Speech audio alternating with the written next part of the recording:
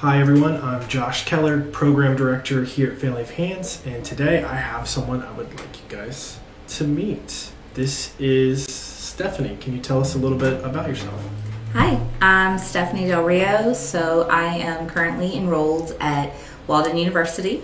I graduate this coming May with my master's in clinical mental health counseling. I previously graduated from Walden with my bachelor in psych, and I'm really excited to continue my journey when I get done. Of course, yeah. Tell us a little bit about what it's like to be almost finished. It's a variety of nerves. I'm excited. I am kind of almost in disbelief that I'm almost at the end after this long time, this long journey to actually finally see that goal line. Yeah. And you took some people watching this will be, or some people who are going into this field are coming right out of their first time at school into this, but you've done other things.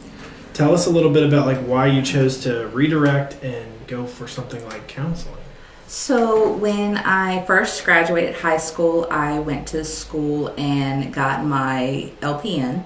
I worked as a nurse for over 10 years before I really started kind of seeing more of a need for kind of counseling for older adults in the geriatrics instead of just the medications that we usually give. And from there, it just spawned into, instead of going back for that RN, going back to make that difference with my counseling to be able to impact that, change that I seen needed to be done. Yeah, of course. And we're glad you're doing it because we're happy for you to be here with us.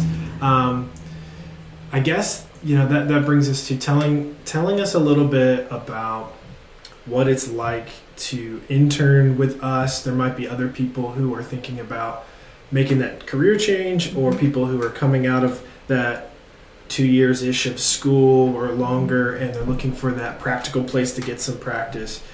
What has been your experience here at Family of Hands that might be relevant to someone making that choice?